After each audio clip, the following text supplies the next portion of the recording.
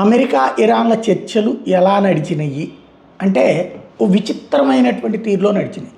చర్చలు అంటే ఇద్దరిని ఎదురు బదురు కూర్చోబెడతారు, మీడియేటర్గా వ్యవహరిస్తానన్నటువంటి పాకిస్తాన్ అక్కడ ఉంటుంది, ఇద్దరి మధ్యన సమన్వయం చేస్తుంది. అలా కాదట, ఈ బిల్డింగులో ఇరాన్ అంట, ఆ బిల్డింగులో అమెరికా అట. ఫస్ట్ వెళ్ళి ఇరాన్ వాళ్ళతో కూర్చుంటాడట, వాళ్ళు ఏం చెప్పారో అవన్నీ నోట్ చేసుకుంటాడంట పాకిస్తాన్ ప్రధాని. అదంతా వెళ్ళి అమెరికాకి చెప్తాడట, అమెరికా వాళ్ళు దానికి ఆన్సర్ చేస్తారట, ఆ ఆన్సర్ నోట్ చేసుకుని వచ్చి ఇరాన్ వాళ్ళ బిల్డింగ్లో చెప్తాడట, వాళ్ళది మళ్ళీ వీళ్ళకి చెప్తాడట. ఇది చర్చలు ఎందుకు అవుతాయి? ఇంతకుముందు బై ఫోన్ చెప్పినటువంటి వాటిలో బూత్ అయ్యింది.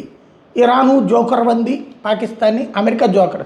బట్ ఒక జోకర్ దగ్గర ఇద్దరు మీటింగ్ అవ్వడానికి రెడీ అయ్యారు కాబట్టి ఆ జోకర్ మరింత ఉత్సాహాన్ని ప్రదర్శించి, నువ్వు ఆ గదిలో ఉండు, నువ్వు ఈ గదిలో ఉండు, వాళ్ళు ఏమంటారో నీ దగ్గరికి వచ్చి చెప్తా, నువ్వేమంటావు వాళ్ళ దగ్గరికి వచ్చి చెప్తా.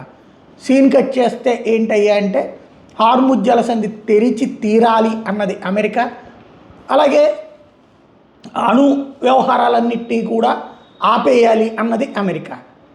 అమెరికా ఆంక్షలు ఎత్తేయాలి అంది, ఆంక్షలు ఎత్తబోమని ముందైతే ఆంక్షలు ఎత్తేస్తాము అని చెప్పింది అమెరికా. ఇది ఇరాన్కి సంబంధించి ఫ్రీజ్ అయిన నిధుల్ని రిలీజ్కి సంబంధించి ఇప్పుడు రిలీజ్ చెయ్యం పొమ్మంటుంది. ఎందుకని?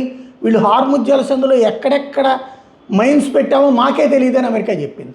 అట్టయితే మీ డబ్బులు ఎక్కడెక్కడ ఫ్రీజ్ చేసామో మాకే తెలియదని అమెరికా చెప్తుంది. ఇప్పుడు సక్సెస్ అయినట్ట, విఫలమైనట్ట? చర్చల దాకా రావడం సక్సెస్సు, బట్ ఏ పరిష్కారము లేకపోవడం ఫెయిల్యూర్.